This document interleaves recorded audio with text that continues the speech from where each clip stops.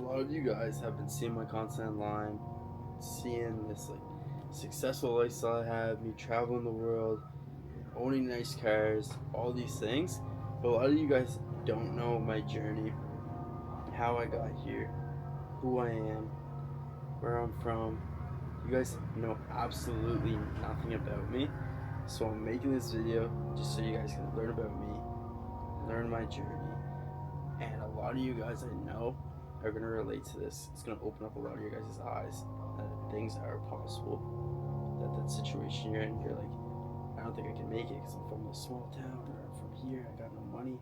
Whatever it is, this video, I promise you, if you watch to the end, it's gonna break a lot of limiting beliefs you guys have on yourself, on your career, just because I've probably been in that exact same situation. So I'm gonna start off right from the very, very start, where I was born. I was born in a small town in Canada, the East Coast. It's called Miramichi, New Brunswick. Maybe about like 10 to 20,000 people there. Not much. It's like one of those small. It's just like your average small town. People grow up. People know. No one travels. No one knows anything. No one knows like this life out there. I'm traveling right now. I'm in Morocco. It's just in Marbella. Going other places after. No one has a clue that stuff is out there. No one has ever seen money. The nicest car I seen from age 0 to like 15, 16 years old was a Corvette. The nicest car, and there was one of them in the whole city. Maybe another, I don't know. I remember just seeing one, this red Corvette. I remember thinking it was so cool. But yeah, just your normal town, small, no one knew anything about life. Everyone just grew up.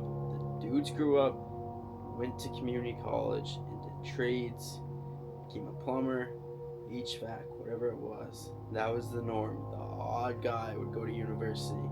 And then the girls would obviously all just go to university, go to med school, whatever it was. Girls would go off to university.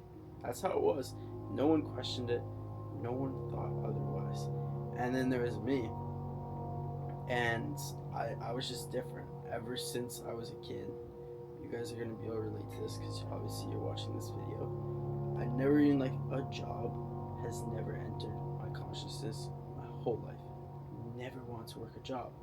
So, since I was a kid, since I was about 4 years old, I started playing sports, just like a lot of other people. Started playing sports. I was playing hockey. I loved it, took it very seriously. All growing up until my freshman year of high school, I thought I was going to go to the NHL. I was so serious about it. I'd wake up before school, go on my outdoor rink, play hockey, grind, come back from school, play hockey.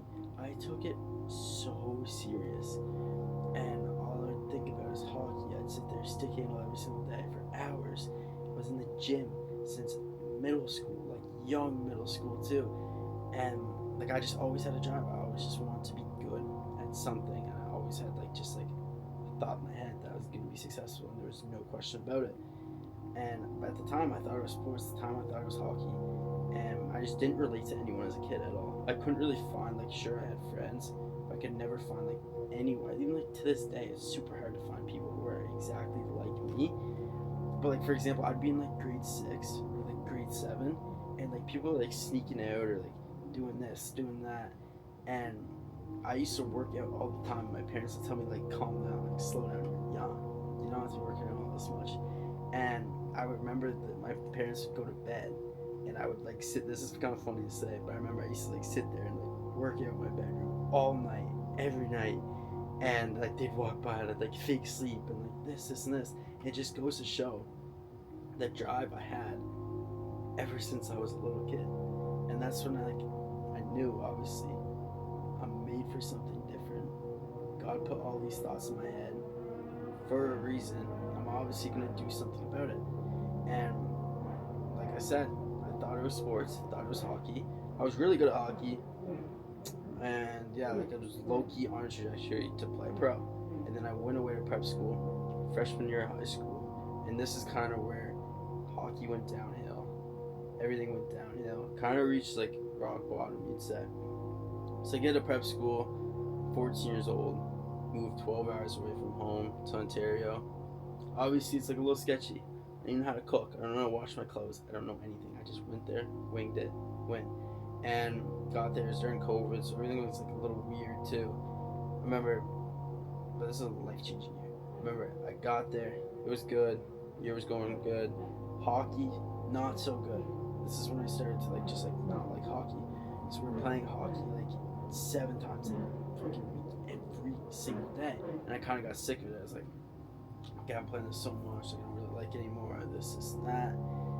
And then I just like always started feeling sorry for myself too, because I didn't like hockey, because it was my whole life, and like it almost like low-key just like made me depressed. I remember my dad used to always tell me to like, don't feel sorry for yourself, don't feel sorry for yourself. I never really like took that into like actually like thought about it, like don't feel sorry for yourself. I just like, okay, he told me, he's like, oh, my dad's telling me something, oh, in one ear and out the other. But now that I'm older and I realize and I know how energy and frequency and everything works, I didn't think he realized it to this extent. But not feeling sorry for yourself will literally change your life. There is zero reason for you to feel sorry for yourself. It's basically convincing yourself that like people are out to get you, all your bad luck and this, and you basically manifest at that point. I'm not gonna get into it too deep. If you're at a low frequency, if you're at a guilt state, if you think everything bad is happening to you, you're gonna vibrate so low and you're gonna get a downward spiral. For example, you get mad, oftentimes you're gonna drop your phone, you're gonna stub your toe, something else bad is gonna happen. And that's what you're doing with your life. When you feel sorry for yourself, you're in a constant downward spiral. That's what happened to me.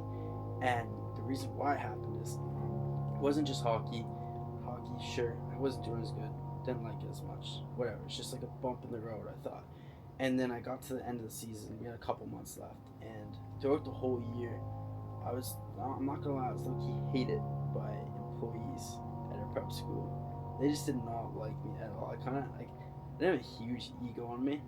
People used to say that, but I used to be, like, low-key super insecure and not have an ego at all. And, yeah, I remember I had bad grades, and I got an argument with one of, like, the assistant coach or, like, kind of like a dorm parent, and they ended up sitting me out from hockey for the last 2 months. I missed all of our playoffs. This was great coming back after like an injury, fractured my collarbone, separated my shoulder, all this stuff. I just came back from the injury, excited to get back in the game.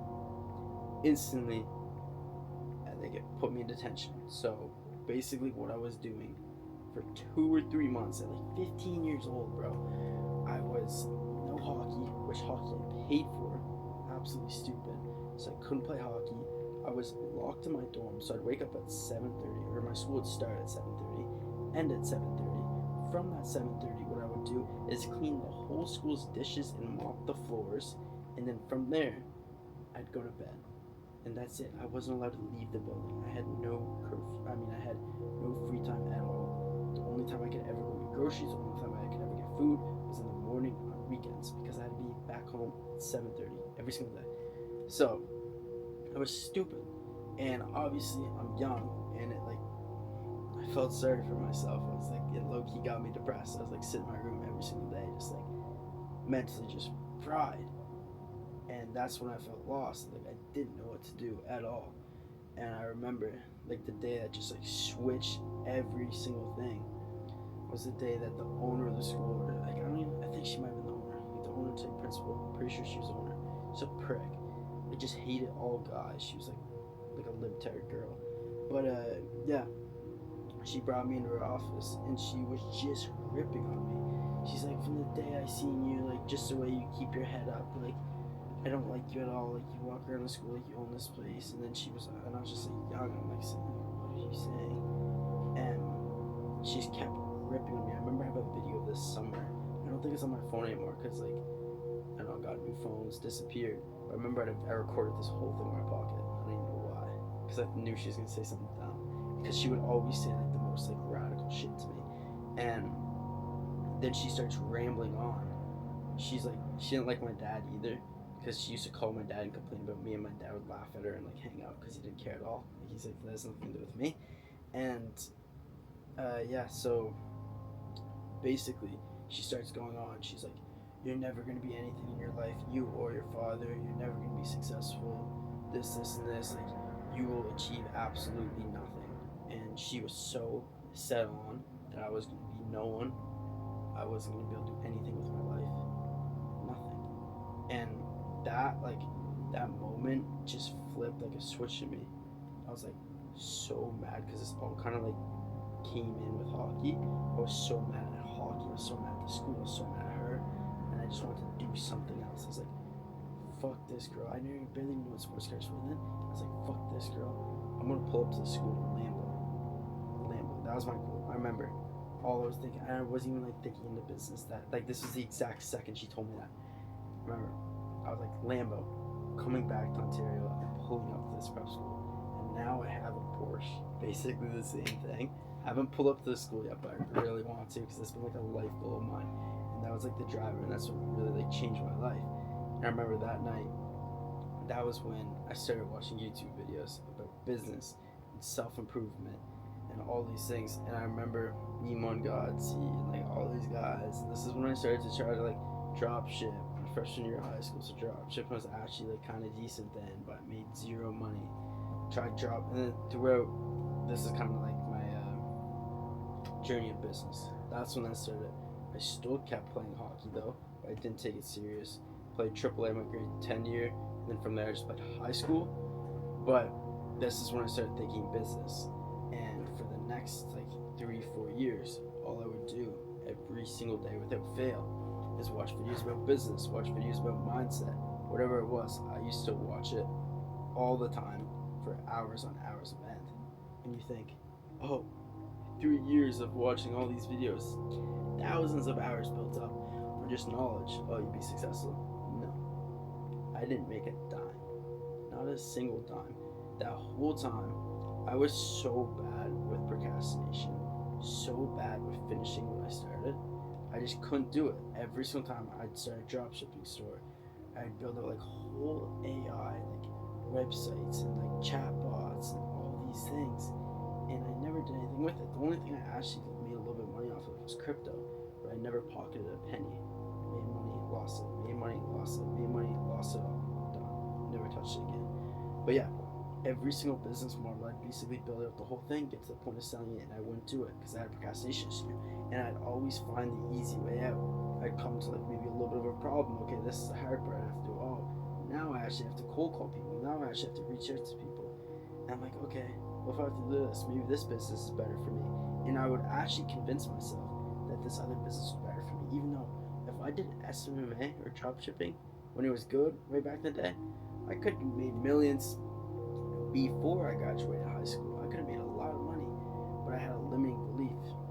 And until I broke that limiting belief, it actually just ate me alive. I couldn't sell anything. I couldn't do anything. I would always just take the easy way out of just, okay, this business model, I think it's saturated. Oh, it's not going to work. Let's move to the next one. And that's what I would do every single time for years. And basically what that did was like drove me crazy. I remember at school I couldn't focus. This is all high school, even like grade 10, grade 11, grade 12, and it just progressively got worse and worse and worse and worse. And I would literally lay down every single night without fail, go to bed 10 o'clock sharp, because I was still a health addict. Like I still was really into health. So go to bed early, go to the gym, super good shape, all that stuff. And that's the weird thing too. Why could I focus and do fucking good in everything else, fitness, sports, all that stuff, but when it came to business, I just couldn't commit to it, and I like something just wouldn't let me. And I think it all like literally just boiled down to having a monkey on my back and limiting beliefs. I'm gonna touch on that later, but I would lay in bed at 10 o'clock every single night, and I wouldn't be able to fall asleep until like 2, 3 a.m. And it was like, I'm tired, okay, I'm ready to go to bed, I'm super tired, can barely keep my eyes open on the couch. Go to bed, lay down, put my head in the pillow, eyes wide open, mind wide open. What would I think about? Business, money, I need an SVJ, I need this, I need that, this, and that. And yeah, obviously I didn't have any of that. I wasn't making money, but the thing was that I knew I could because I had so much knowledge built up over the years. Obviously, if you don't do the thing to get you the thing, you're never going to get it. And just watching YouTube videos, just learning, just getting abundance of knowledge doesn't directly correlate to money. Sure, it's going to feel good. Sure, you're going to get dopamine from it. Sure, you might think you're going to succeed because of it. But I promise you, if you don't do the thing to get the thing, you will never make it. And And that took me years to get over. And if I broke that limiting belief a long time ago, I would have been rich years before I became rich. And yeah, that was like a huge issue with me. It was just like committing to things. I couldn't do it. Couldn't, and then just got to the point, couldn't sleep, couldn't focus in school. I remember my grade 10 year in school, I failed NRF, like a math class. I failed that once. Go take it in grade 11. I failed it twice in a row. Literally in class with the grade 10ers, and I'm failing their math. 57% both times. And the reason being is because I just couldn't focus. I would sit there in the back of class and all I would think about is business. Business. I'd sit there with AirPods and watch YouTube videos. And it was all a procrastination thing. I wasn't making any money. I was just thinking about it. And obviously, thinking about something and not doing it leads to absolutely nothing. I wish I'd learned this a long time ago. But yeah, that's what I did for years. Just stressed me out. And I was always like, I need this, I need money, I need that. And I could never figure out what business model either. And that just brought me in such a scarcity state. You will achieve nothing if you think you lack it. I promise you. Because once you start getting in a scarcity state, you're like, oh, I need this, I need this, I need that. You're going to vibrate at such a low frequency, and everything bad is just going to happen to you, and you're just going to go in like a downward spiral. And that's why, like, people say, like, law of detachment, it actually works. Because you can't act like you need anything, you have to attract. And as soon as you detach from outcomes, whatever it is, no, you never, like, people say detach from the work, never detach from the work. Obviously, you still have to do the thing to get the thing. It's simple. You can't detach from the work, but you do have to detach from the outcome. You do have to, because you have to trust God's plan. Basically, like, kind of worrying of, like, oh, I need money. Oh, I need to figure out how to make money. Like, this is not fully trusting in God's plan. And once you detach from the outcome, that is like telling God, okay, I fully trust in you. Here's, take the outcome. I'm just going to put in work. And basically, that's like when I come back to the monkey on my back. The monkey on the back for me, before I became successful, this is kind of going to make this video all over the place, but bear with me. Before I became successful, there was a monkey on my back. And what I believe that to be was hockey. And for other people, like my student, it was a job. I'm going to explain it to you in a second. But when I was playing hockey all the time, I'd always think, like, oh, I need to work on my business. Oh, I need to be successful. Oh, I need to do this. And I could never actually focus on hockey. It just used to stress me out 24/7 and drive me like crazy. And it was until I like actually because God was putting that thought in my head to quit hockey for a reason. It was until I took action on that and I actually quit hockey and ripped that monkey off my back and went all in. As soon as I did that, God started rewarding me. And I believe God looks at that stuff like, okay, this guy's fully trusting my plan. He sacrificed everything else. I'm going to reward him. It's the exact same thing with my student. I told him, I was like, yo, bro, you're not on an offer. He wasn't even on an offer. Just joined the program. I'm like, bro, you have to quit your job. It's your limiting belief. I promise you, as soon as you quit your job, you're going to get an offer. He goes to his job, puts in his 2 weeks, quits. On the drive home, literally on the drive home, God blesses him. He gets a call, answers the phone, gets on an offer, 15K his first month. Why? Because he ripped that monkey off his back and basically is telling God, I fully trust in you. Here's my plan. Do your will. And that's full detachment. Detachment is detaching from the outcome. And the best way to put that to and actually put it into use is to think of your life as a chessboard. And basically, as a when you play chess, if you make the next best move possible every single time, you're going to win. You don't need to know everything else. You don't need to know all that stuff. You can't predict the future. You can't predict the exact outcome, exactly where you're going to win, how you're going to win, whatever it is. That is unnecessary stress, and it does nothing for you but put you in a scarcity state. And basically, you make the next best move every single time. You're going to win. You have to look at that in life. Look at the situation you're in. Make the next best move possible. And do that over and over and over and over and over again, and you're gonna pick your head up one day and you're just gonna be successful. I promise you. Because how is it gonna go bad if you make the next best move every single time? Just look at your life, be like, what is the next best thing that I can do right now? Whether it's going for a run, whether it's going to the gym, whether it is, make it every single time. Like, don't be doing anything unless it's the next best move. Like, don't fucking go and like jerk off. Like, that's not the next best move on the chessboard. Obviously, go do something productive every single time, and it's just gonna like compound, compound, compound, compound, and then poof, you're successful. You don't need to focus on the outcome. Like, sure, goals are good to have, but it's just unnecessary stress. It puts you in a scarcity state, puts you in a state of lack.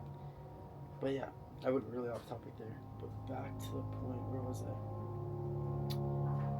Oh, I'm trying to think. I was talking about high school. Bear with me, guys. I'm trying to make this really raw. I'm not going to edit any of it. Oh yeah, school. So I was talking about, whole year of high school. I was always stressed out. And then it brought to the point, it was like, bro, I was about to graduate high school. I remember this is years of failing business when I was not committing to anything.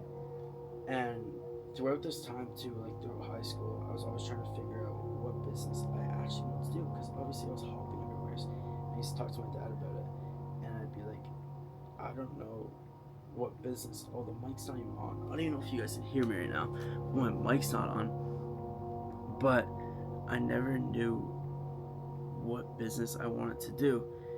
And basically I came to the conclusion of, all the time, every single time I'd hang out with my friends, I'd always was that guy who'd want to like help people every single time. And yeah, like my boys, I would love when someone came to me and like, yeah, my girlfriend just cheated on me. Yeah, I'm like, I feel depressed, or this, and this, because I just got so stoked. I'm like, yes, I'm gonna change this guy's life. I have so much knowledge on this. I have years and years on end of just building up knowledge. And that's when I realized, okay, I need to do a business that helps people.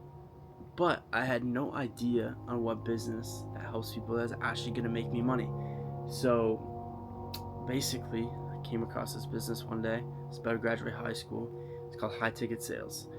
And yeah, it involved helping people. I was like, okay, this business is actually gonna be good for me.